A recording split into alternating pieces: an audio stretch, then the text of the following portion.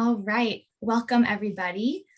Here we are with Angel Rosario and Souraghata Semega from the Women's Opportunities and Resource Center. We're so glad to have them here for an information session today, and we're going to learn about how to start a business. So I'll let them introduce themselves and get started.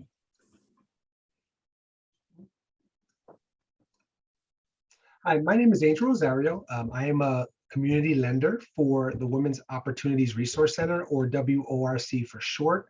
We're based out of Philadelphia, and we focus on helping not just women business owners, but marginalized communities, minority borrowers, women borrowers, refugees, immigrants, really focusing on individuals who typically don't have easy access to the US financial system. Yeah, I'm happy to be here. Thanks. Yeah, good morning, everyone. My name is Souraghata Semega. I'm also a community lender at Women's Opportunity Resource Center here in Philadelphia. I'm specialized in loans with immigrants and refugees. And today's topic, which is how to start a business in the US, is related to that. So we know that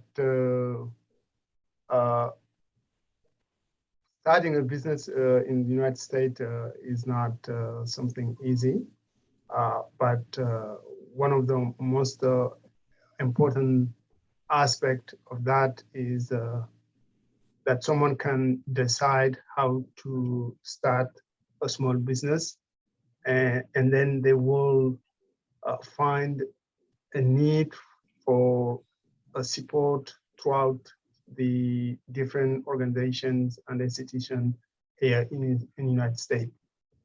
So today, my colleague Angel Rosario and myself, we are going to go through some small or few steps that can help the immigrants and minorities how to start their business. And also, I really want to mention that refugees face many roadblocks as they try to start small businesses because having fled to this country with nothing, they lack the funds as well, the network of friends and relatives, but also they lack contact they need to get their business off the ground. So starting a business, the most important things before starting a business is to find the right type of business. Let me share with you these images.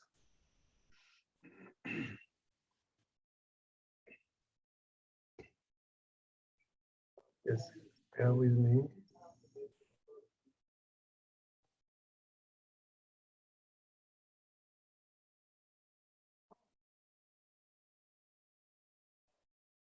So finding the right type of business is the first thing that someone will do once they want to start. I mean, once they really want to begin this, I would say this handover. So one of the most important aspects of deciding what small business you will start is to find a need in your community, the state or county, and figure out a way to address that need. This step might take a great deal of research, but it will help focus your business idea. So what we mean by that, like every immigrant or refugee or minority, once you really look at your community, you definitely can find something that this community is in need and that you can focus into a business and perhaps may be able to succeed with it. So the next thing is planning for your business. Planning your step is the most important you can do to ensure your business can be a success. So first, you might have to work on a business plan that talks about your business, what the market looks like for your business, and who is your target customers. Also, you need to talk about the type of organization you have, and also the management experience that you might have in that particular business you want to start. You also need to be how will you market your business product and yourself in order to make sure people can relate to your business. Also, what kind of funding your business need before you start the business, but also you might want to make sure you have a good financial projection of your business so that you can know exactly what does it need or what does it take for you to start your business. So there is a lot of resources out there that can help you navigate these steps.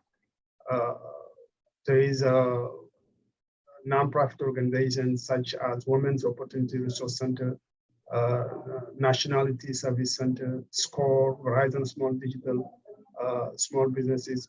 All these organizations are there for you to require the resources that can help you figure out exactly what does it take for you to start that business.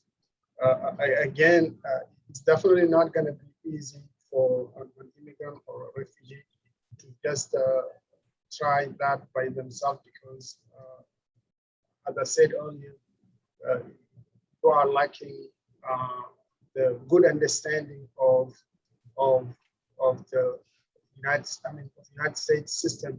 So that's why it is very important that you seek for help with these resources so that they can guide you properly to start your business.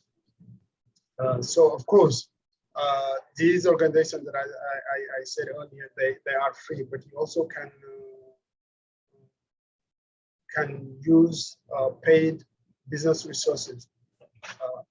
Of course, for that, you might need a certified public accountant or an attorney or a business consultant. All of these require funds they require payment. So in order for you to minimize your spend and your, I would say your cost, it probably would be better for you to seek for the organizations and nonprofit organizations help. That way you can lower your expenses. So from here, I would invite my colleague, Angel Rosario, who is an expert with small businesses, and I'm sure he will be able to explain to you more that can help you. Well, thank you, Souraghata. That was very kind. Would you go to the next slide, please? So as Souraghata mentioned, the most important factor, obviously, in the beginning is, planning your business, determining exactly what niche you want to fill in your community. We experience that many people go into small business in a rush. So a lot of times they kind of forego the planning process, and then they end up having a lot of growing pains in the first 2-3 years of their business. One of the biggest benefits and action steps someone can take when starting a new business is business networking. So business networking is a term that refers to, meeting other business owners, potential suppliers, other professionals who have business experience to help you grow your business. Networking gives you a pool of experts that range from competitors to clients and allows you to offer something to them, hopefully in exchange for their services, advice, knowledge, or contacts. So, for example, like Souraghata mentioned, A public accountant can be a good person to network with, business consultants, attorneys. Now, those services you do have to pay for, but a lot of the free services like NSC, like SCORE, WORC, the Small Business Development Center, those are all amazing places to network, meet other business owners, maybe meet other business owners in the same industry that you want to jump into, and help understand what the the benefits and the challenges are to go into that industry. Again, this is a big step that a lot of new business owners miss before they open their doors and they invest a lot of money, is getting all the information they need to really make a good, sound decision as to the next steps in their business. You can go to the next slide, Sarah. Thank you.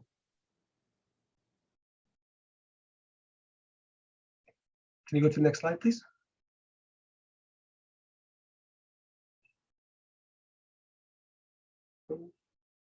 Great, thank you.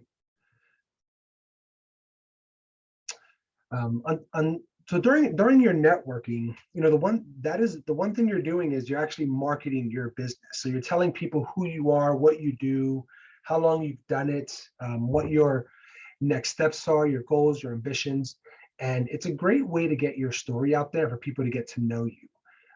Nothing is more powerful than the story of you and your brand. And it's something that a lot of new small businesses don't invest a lot of time in, because they're so focused on, this is how much my product costs and this is how much I can sell it for, and really like the critical parts of their business, but they're not looking at the marketing and the networking aspect of their business. So luckily, in modern times, social media is so influential in getting your business off the ground that you're doing yourself a disservice if you don't utilize social media to its full potential. We all know the big social media websites: Facebook, Instagram, Twitter, LinkedIn, which is Facebook basically for business professionals. A lot of new businesses don't use LinkedIn, believe it or not. So it's one of these things that it's really important to market your business via social media. It can be very cost effective. It can be efficient. Now, it can also be very expensive depending on how much money you want to pour into your social media strategy. So it's one thing to look into, and if you're nervous about taking that step, or if you don't know enough about it, what you can do is talk to one of the consultants that are free of charge, and they can guide you. They can refer you to other people who do marketing. And then at that point, you can kind of at least get your feet wet and started as to what the next steps in that process is. One terminology that you may not be familiar with as a new business is a search engine optimization, or SEO. So we all go to Google, and pretty much no matter where you are in the world, if you have access to a smartphone or internet, you've Googled something.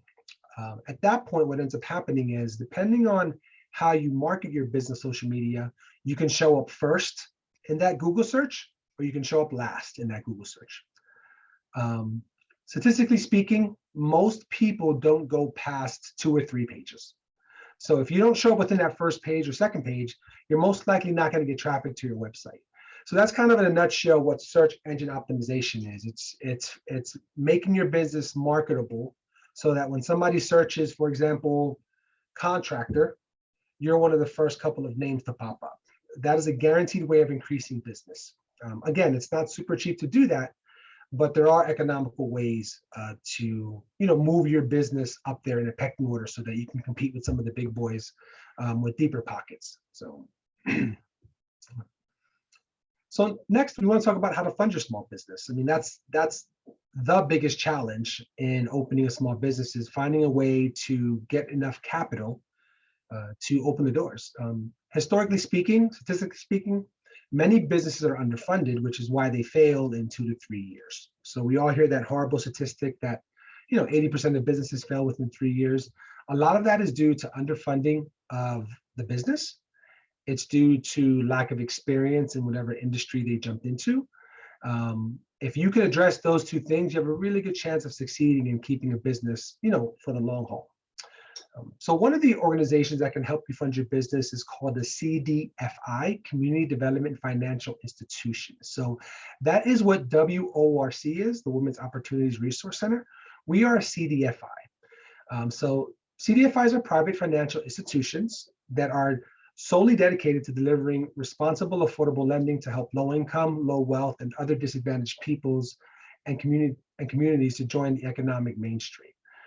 So we do this by financing small businesses, micro enterprises, nonprofit organizations, helping individuals purchase real estate where their business is located. And some CDFIs even do affordable housing. So the reason CDFIs are so important is because our big brothers, the banks, could you go to the next slide, Souraghata? Banks are amazing resources, but they typically don't work well with startup businesses or businesses that are 2 to 3 years old. They prefer to have a lot of historical information like financials, a profit and loss statement, a balance sheet. For them, it's incredibly important that you show that you can pay something for the long haul. Okay, so if you're a startup and you're listening to this, you definitely want to explore CDFIs first. That's kind of one of your first steps. Your next step would be working on a fundraising campaign. I put here a few fundraising campaigns, Indiegogo, Seed Invest, Mighty Call, Start Engine, GoFundMe, Patreon. So all these different websites can help you start a campaign to raise funds that you wouldn't have to give back. And that's really the big thing, right? Like not, being able to raise money that you wouldn't have to necessarily give back to a lender and have that payment immediately as soon as you open the doors. Again, if you need help with setting up a fundraising campaign, again, WORC can help you score. I'm sure they have people at NSC that can help, but really anybody who's willing to help you go through that process it's really great to learn how to do that. The next thing, which is really common in a lot of refugee communities or minority communities, is community lending circles. So lending circles have been around for centuries. They're a very old concept, and it's usually what happens is because they know, the communities that do this know they're not going to be able to get money from a bank or a CDFI. They're the ones that they're outliers. They end up pooling together resources, and it could be sometimes hundreds of thousands of dollars. And they lend it out to local business owners that in turn pay it back, okay? And then they just keep this cycle of money coming in, money going out, because they basically fund themselves. So the great thing about this is that the money comes to business owners very quickly. It would typically serve business owners in the communities they serve that mirror their culture. So it's something that there's a lot of familiarity with the businesses or the type of businesses that want to open. The negative thing is sometimes that you have very small payment terms. So a lot of this money, you may only be able to borrow for a year or 6 months. And obviously, if you borrow $10,000 for a year or 6 months, you're going to have a pretty large payment. Also, interest on these loans can be pretty high. It really depends who manages them. Typically, it is a community leader who is in charge of managing these funds. So a lot of trust goes into borrowing from these lending circles, but also with the people that manage them. So they're great. They can be very beneficial, especially somebody starting up. And it's definitely a good place to start if you're looking for some funding and you don't need a lot of money. Next slide, please. Yeah, so in closing, just to reiterate, starting a business in the US is incredibly exciting, but also incredibly scary. You don't have to pay for resources to do it. There are so many free resources out there that can get you to the point where you can open your doors. At one point as your business grows, you may need to hire an accountant or an attorney or a CP, or a bookkeeper or a marketing firm, to really help you with like marketing strategies or organizing financials. It's definitely highly recommended if you want to grow your business to get those services sooner rather than later. But you definitely can open your business without having to spend a dime on consulting services or business planning services or even lending services in the beginning. So, the resources on this packet, which we will give to NSC will be available.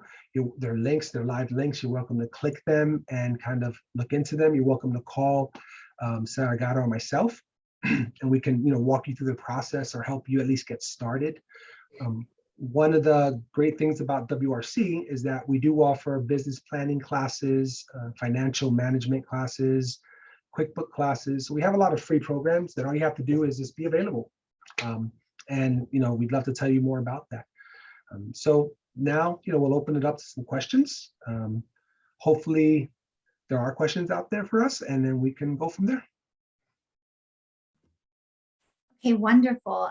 This has been a wonderful presentation. I think there's some very helpful information in here, just to help someone get on their feet and get started with their own business. So I really appreciate you guys taking the time to meet with me today. So I guess I'm kind of going back to the beginning here, but I just wanted to talk again about what your mission is, or your goal is at WORC. Souraghata, do you want to take that one? Yes. Thank you very much, Elissa, again for this invitation at NSC. But the mission of WORC is to help minority, low-income communities to be able to be financially independent. And for that reason, it is very important that they get into their own businesses, because business is the only way that someone can be financially independent. And of course, also it does help the person to kind of invest enough of their own and be able to become financially independent. So the mission of WRC is to help and support those who are in need to get to their own business. So not only we help people who want to start the business, but also those who are already in business. We can support them through lending, borrowing from $500 to $50,000 for small businesses, and those who are in need of real estate, which is if they're in need to own the location where they do their own business, we may be able to borrow them up to $250,000.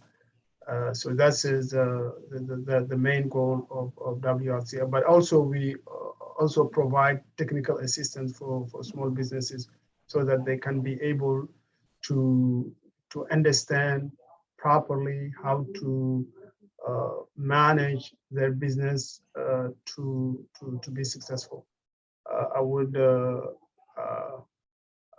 ask Angel to get into that if you have anything to add on that. Souraghata, you did great. You definitely summarized our mission. But yeah, in regards to technical assistance, which we mentioned in the presentation, again, these are free services that can help you do anything from helping you think about your idea, and then putting it on paper, to helping you open your doors. So, and again, it's all free services. We even have, besides loans, like Souraghata mentioned, we even have savings programs where if you're looking for a home or you're starting a business and you save a certain amount of money, we'll match that. So for example, if you would save $1,500, we would give you $3,000. So we actually double it, which is pretty incredible. And it's money that you don't have to pay back. So there's a lot of free programs out there, not just with us, but with other awesome CDFIs that want to help other business owners. But really the most important thing for us is to teach our business owners as much as possible, with the goal that they can borrow from a bank in a couple of years, that they graduate to that size. We actually enjoy when we lose clients because they go to a bank and they get the best rates and the best possible products. So that's really our goal. Just to give you some statistics, since we've been open, we've had over 3,700 graduating entrepreneurs from our programs, launched over 900 businesses, dispersed over $4 million in microloans, which is around 800 microloans, created or retained over 2,000 jobs. So that's really our goal, is to make the community better and do the hard grassroots work, while the banks make the community better by doing some of the bigger work, right? So, so that's kind of how we fit into the financial picture. And again, CDFIs like ourselves, we're really great for people who want to start a business, because even if you don't end up opening the business, I can promise you, you will learn a lot, and you will at least be prepared when you are ready to open that business. So. Well, that's awesome. And I have to say, I really enjoyed at the beginning of your presentation, you said something along the lines of, the first thing that you need to do is find a need, and kind of maybe base your business around what that need is. And I thought that was such a smart, and reasonable way to look at opening a business. And it sounds like, you guys are even there to kind of help people brainstorm and kind of think about what that need may be, and kind of go from there. I really like that you have classes available too. I wanted to talk more about that. So you said business planning, financial management. Those are some very, very valuable topics. I wanted to learn a little bit more. So you said they're free. Is that's correct? Yes. So we besides business plan classes, financial projections, we do credit repair. So we can help somebody repair credit or establish credit. Which is, in Philadelphia, where we are, there's a big need, because there's a lot of misinformation about credit and how to manage it. And especially for somebody coming into the country, they may have had a credit system where they came from, but coming here, it's very different. So really educating them on that, helping them build their credit. We even have small loan products that we will report to their credit bureau or the 3 credit bureaus to help them build credit, which is incredibly important if you want an apartment, if you want a W-2 job, or you want to buy a house or a car. So we do that. And a lot of these training classes are, held by professional community leaders that volunteer their time. So these are other business owners, other certified public accountants, attorneys, bookkeepers. These are people who do this day in, day out. So they're the experts. I mean, Souraghata and I know a lot, but we're not certified public accountants, right? So we make sure we connect people with the individuals they need, and all that cost is subsidized. So the client pays nothing for them. So, if somebody comes to us and they need something that we don't necessarily offer, let's say, for example, marketing, we will hook them up with a consultant and get 4 to 5 hours of free marketing for that client. Okay. So, well, that's the kind of services we offer, because we understand how expensive that is, right? We understand how expensive it is and how scary it is. If you don't know anything about marketing, you need to find a marketing firm that is going to really hold the customer's hand and really take them through that process and teach them at the same time they're providing, hopefully, a service for them. So, we screen our consultants, we screen the people we work with, we partner with, to make sure that they are a right fit for our clients, and they deal with our clients with compassion and empathy, and understand that, they're coming from either never opening a business, or maybe they opened a business that didn't work, or they had a business at home where they came from. So we serve a large array of individuals, mostly small entrepreneurs, young businesses. That's what we serve. Okay. And I wanted to go into a little bit more detail about the classes that you offer, because I think that's something that would be highly popular among NSC clients. So we said it's free, which is amazing. And I also was wondering, at this time, are you holding them virtually or in person? And what does a usual, how is the class structured? Is it over a couple of weeks? Is it a month? Just some, things like that. Sure. Yeah. So I'll start with the consultants. That's always on a one-on-one basis, right? So the client gets to meet the consultant. Right now, there's still a mask mandate. So in Philadelphia, there's still a lot of Zoom calls or Microsoft Teams calls. Things aren't in person. But if the consultant and the client want to meet in person, they can arrange that. That's fine. A lot of our classes right now are remote. Just because it's a lot easier to get people to join on a video call than it is to have them come to the office. Our most popular class is what we call our Start Smart class. It's a 5-week program that runs 2 times a week, and it's for 2 hours each day. So I believe it's normally like on a Monday and a Wednesday. It goes from like 6 to 8. And it's run by one of our consultants that is a super successful business owner. He takes a lot of time out of his own personal life to teach other entrepreneurs. His name is Howard, and he's super knowledgeable and just a great guy. And it basically goes soup to nuts from what is your idea? How can we develop that idea? Let's find data about that idea to see if it's needed or if it's going to work. Who your competition is, what is your skill set, what's your expertise, what gap do you need to fill to make that business successful? So if your expertise is cooking, for example, and you're in the kitchen, well, you still need somebody to run front of house, right? So, these are things that we work through, and then that's actually put in a formalized business plan with projections. At that time, if Howard and the client determine that they are qualified to borrow some money, they normally come right back to the lenders, and we help them with that process with the input of the consultants that have helped them. But by the end of that class, they have a really good understanding of what it takes to plan for a business. They have a business plan, they have projections, they work on what a profit and loss statement looks like, a balance sheet looks like. So they have a really good idea of what it takes to run a business. The next step is taking that information and having action on it, right? Like putting those behaviors into play in your day in business. And that's always the biggest challenge, because we know business owners are busy and they have lives, and they always have the best intentions to, for example, keep great financial records, but it's just not realistic sometimes. So we help them after the fact. So wonderful. Even after their business, let's say they borrow from us or they don't, and they figure out a way to open their business by themselves, we're always there as a free resource for them to consult, to give them advice, to bounce ideas off of. I can't speak for Souraghata, but I know I actually enjoy that part of it, is watching them grow and helping them through growing pains, or having that conversation with the client, and maybe I prevented them from making a mistake, right? That could cost them a lot of money. So yeah, we really involve ourselves as much as the client lets us involve ourselves. So. What was the name of that class again? Oh, I'm sorry, Souraghata, you go ahead. What I was just going to add with what Angel said is that part of the technical assistance is definitely a major component for the business, because we know most of these, and particularly for the immigrant community, where they're coming from countries and environment that are completely different from the United States environment.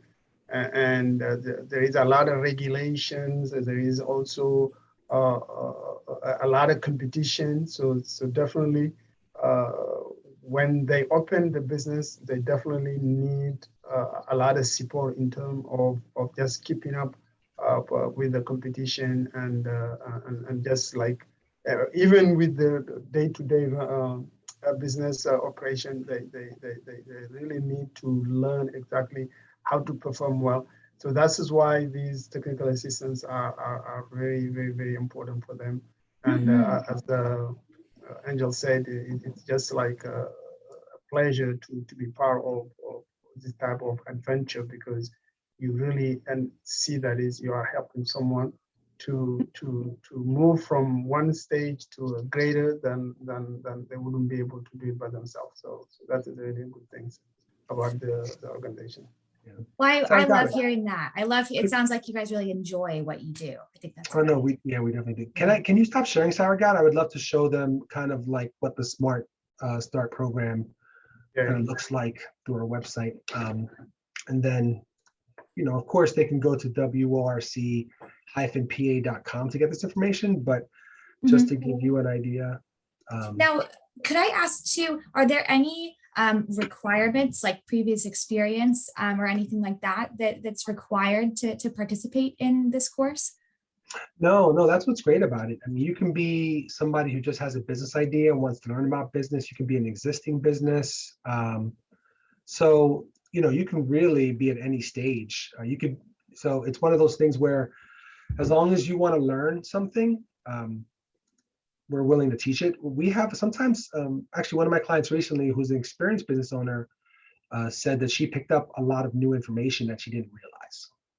because she's so involved in her business that sometimes they don't have time to educate themselves, right? Or stay current and things like that, because they're just in the grind of their business, right? They're working 70, 80 hours a week. So she really appreciated taking the time out to do that class, and it helped her a lot. Wonderful. So I don't know if are you able to see the screen yet or not yet? Yeah, it came out. It came up and then it went away again. There you go. So can you see that now? Oh yeah, it looks like it's coming up now. There we go. Oh, is it? Okay, great. So just to backtrack, so like I said, all of our programs are pretty much free. I believe the Smart does have a cost, but we can subsidize it also. And I should have mentioned that, so I apologize. But this is what the Smart Start program entitles. It's so it provides individuals that have a business idea and process transferable skills, or owners of existing part-time businesses, or those with fewer than 12 months of business operations, opportunity to take their business to the next level. The Start Smart business model employs next level marketing and a formal business structure incorporated into a highly developed written business plan. Successful graduates will have developed and implemented legal business operations and are invited to participate in the micro loan program. So a lot of individuals that graduate from this program have an easier time getting a loan through us, just because, we know that we feel very confident in their ability to kind of take it to that next step. So people can come to us who don't take this program, which is fine. But obviously, if they're involved in the organization in some way, or they've been involved in our trainings, it's just another feather in their cap to help them get some funding. Okay. But they do it a couple of times a year, so it's constantly revolving. Once one program finishes, they wait a week or two and they do another program. So it's always running. There's always time to sign up. It's not recommended to sign up like halfway through because there's a lot that's missed. But right. if somebody needs to, they can do that also. So. But okay. this is one of our super exciting programs. We also have the savings programs. Let me know if this comes up on your end also. Click this here. So the savings programs, they're savings match programs. So a lot of this is funded by different organizations who give us grant money, who want to help the community. Some of these do have some fees, but a lot of times, like I mentioned before, if you put $500 a month in an account for 3 months, we'll match and give $3,000. So for somebody who's starting up and needs some money in a short amount of time, it's a great option. Some of this money can be used to purchase a house, which we don't necessarily do mortgage financing, but we can at least help them guide there to find the right lender for them. And we do have some people who are experienced in that industry. But this money can be used for business startups, business equipment, to purchase a home, really anything kind of business related or making that person's life better, raising their quality of life. So this is another great program that, to be honest, is underutilized. Like it really is underutilized. So it's important that I know Souraghata and I have been really trying to get the word out on this program because it's so good. Honestly, if I could do it, I would. A lot of it's income based, where you fall. Yeah, exactly. That's what I wanted to add, is that the little requirement is probably maybe on an income based for these programs. So the most important is just like if the person is interested, just call us and then we'll go from there. And most of the people, I would say, in the minority communities will be able to be qualified. So just give us a call and then we can see if you qualify. Okay, that's wonderful. That's great. So we talked about the class, and there's no outside regulations. Anybody can join. It sounds like that's great. And I wanted to ask about. I just kind of wanted to ask a general question of if you guys had to give your biggest piece of advice for someone who's going to open their own business, what would that be? Good, sorry, you can go first. No, go for it. I'll let you. Okay, it's probably, I don't know. You probably have the same answer. So for me, really is that planning is key. Unfortunately, I deal with a lot of business owners that come to me needing money because they ran out of money or they didn't plan appropriately. And there's an old saying in lending that if you need the money, you probably won't get it. You always want to be a couple of months, a year ahead in your planning of your business.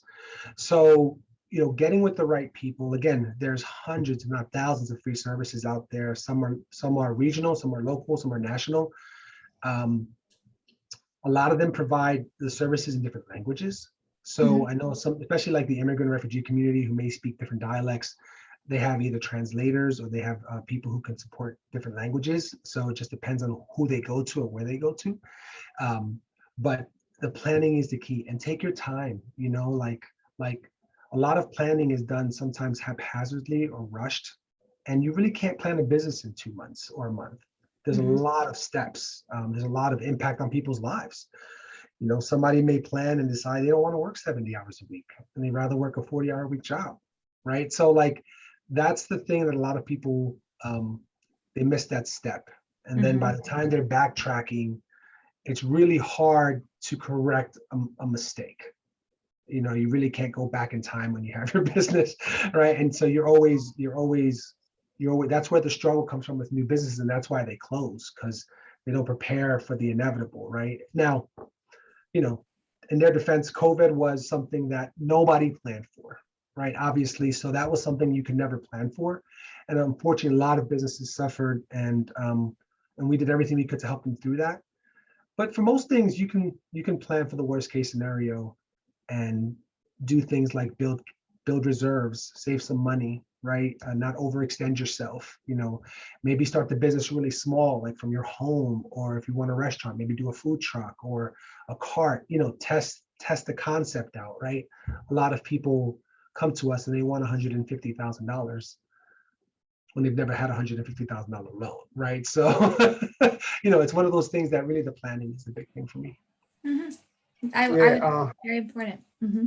Yeah, well, I would join Angel with planning, but also I think for me the first criteria to start a business would be first to be committed, because I think one has to have a serious commitment for the business, because it's not going to be easy. A lot of people think that, okay, I'm just going to go and make money, but really it's that take a lot of yourself, like, because you have to spend the time, you have to spend energy, and all those stuff have to be part of the business. So not only you have to be committed, but definitely the second would be you need to plan the business. But also that I won't develop that because Angela already talked about it. But the third thing that I think a business owner might really need is also to continue to educate themselves about the business, because especially in today's world where there is a lot of things are just going very, very fast. If we can just look like 20 years or 10 years, I would say 15 years or 20 years ago, how marketing was done. And if you look at it today, how marketing is done is a complete different world. So it is important that for the business owner to try to educate themselves so that they can be on top of what's going on. So I would just resume, be committed, plan your business, but also make sure you educate yourself as much as you can. Wonderful. Those are great pieces of advice. That's very valuable. So thank you. I think that was all of my questions. So I did want to say, for those watching this video, I will, any of the links in the presentation or their contact information and the link to the WORC website, I'll make sure I list that in the description when this video is posted, so that they can be easily accessed and you won't have a problem there. So wonderful. Well, Angel and Souraghata, thank you so much for joining me today. This has been a very valuable session, and I'm so glad that we got to have the time to chat. Thank you, Elissa. Thank you. Thank you. It was an honor. We appreciate being able to share the information. Wonderful. Thanks so much. All right. Have a good day.